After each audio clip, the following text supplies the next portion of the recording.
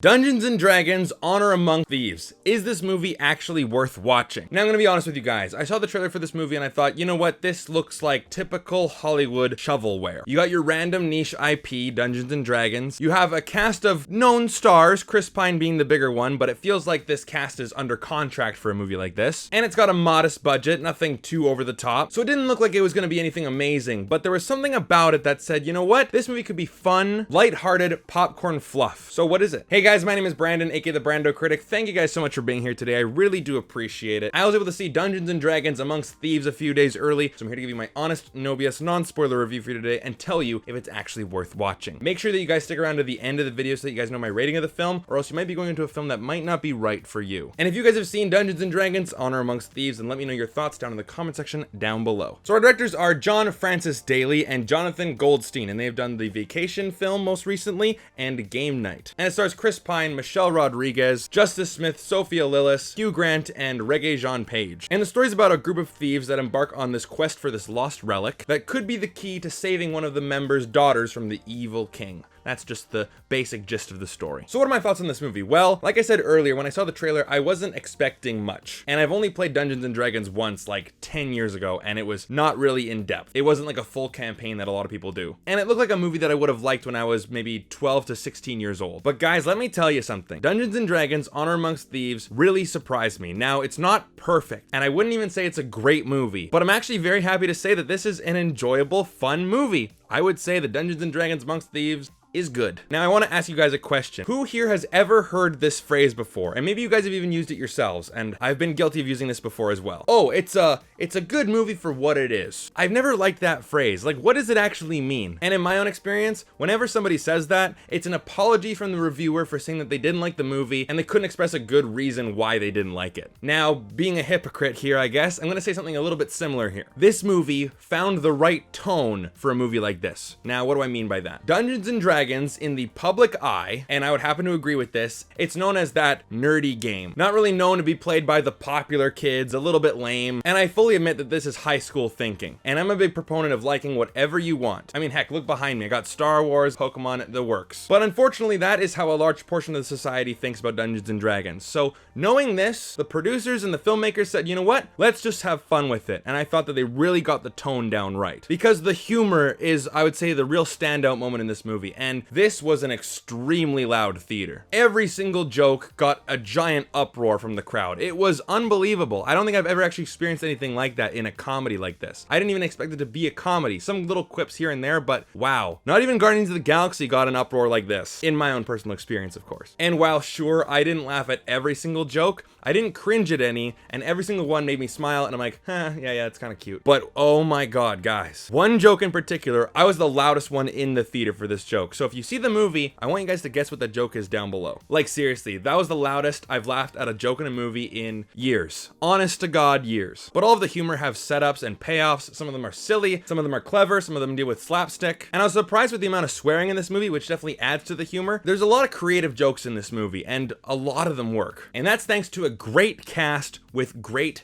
chemistry. And Chris Pine is front and center. He is fantastic in this movie. Honest to God, he brings that Captain Kirk energy. He's funny, he's witty, he's charismatic, he's really charming, he has a ton of screen presence. And sure, while the emotional moments that happen in the movie, it feels like he's just kind of going through the motions. But if you guys have ever seen George of the Jungle from the 90s, the Brendan Fraser one, where the narrator will just blatantly tell you, yeah, this is the part where this happens. It kind of has that energy. Sure, not as meta, but still great. Whereas if the movie went for more of a serious tone, I don't think it really would have worked. Because that's the thing, right? With this movie, you could have gone the serious route with the Gladiators, the Bravehearts, the Lord of the Rings, or you just had fun with it, right? Dungeons and Dragons, and that goes back to what I was talking about earlier with the public perception of Dungeons and Dragons. But either way, Chris Pine is fantastic, but we also have Michelle Rodriguez, and she plays Michelle Rodriguez. I mean, who else? So yeah, if you like Michelle Rodriguez, you're gonna like her in this movie. She brings her Michelle Rodriguez-ness. She's funny, she's badass, she's cool. If you like her, then you're gonna like her in this movie. If not, then you're not. Justice Smith is also in this movie, and unfortunately, he is kind of like like typecast as that secondhand embarrassment character, the quote-unquote beta, if you will. Jurassic Park Fallen Kingdom, Pokemon Detective Pikachu, sort of, the new Apple TV Plus movie Sharper, and he falls into that category here, but he does have some really badass moments as well, and some times to shine. And while I will admit he does have a very strange British accent, and it threw me off for the first 5 minutes of the movie, but overall, his character did win me over, and he's got a lot of magic. He's the mage in this quest, and I will talk about the magic and the creativeness of the visuals and the world a bit later on, but he definitely brought some flair to this movie, which is really appreciated. And so did Sophia Lillis, and she plays Doric, the shapeshifter of the group. Now, she kind of plays that token tough girl, young, witty, sassy, don't need no man type of character, but she has some trust issues because of past trauma, and she learns to overcome that by the end of the movie. Not really spoiling anything by that, that's just how characters are written in Hollywood. But the good part is that all 4 of these main characters have great chemistry, and they form a really great team, and I want to go on adventures with them. I go, you know what? Hey, you guys are going on an adventure? Can I come with you? That kind of mentality. You want to be part of the group. And 2 extra characters that really fit with the tone of this movie, Hugh Grant and Regé-Jean Page. And Regé-Jean Page plays Zenk. I had to look up his name, but he's very stoic. He's almost that perfect cookie cutter character, very noble, walks in straight lines. He's that welcome travelers type of character. And what's funny is that most of our main characters kind of dismiss it and poke fun at it, which I definitely think is the right angle to go, because if everyone talked like that, then I feel like this movie would have been taking itself way too seriously. Like, I barely even remember this movie, but the Prince of Persia movie, that was my big problem with that one, and I haven't thought about that movie in, oh god, 10 years. But we also have Hugh Grant as Forge, and he's the con man, the main villain, if you will. He's the sweet talking, distinguished comic relief, and he's having a ton of fun. He reminded me of Jeffrey Rush as Barbossa, but a little bit more clean, just in terms of the fact that it's like this really big, well-known, revered actor just having fun on screen. So all the characters were really memorable in this movie. And again, I'm not a big D&D guy. I've only played it once a long time ago, but I was really impressed with the world that this movie creates. The creatures, the magic, the set pieces. Sure, most of it is CGI, and you can tell that this movie does not have the biggest budget in the world, but most of the CGI actually was impressive,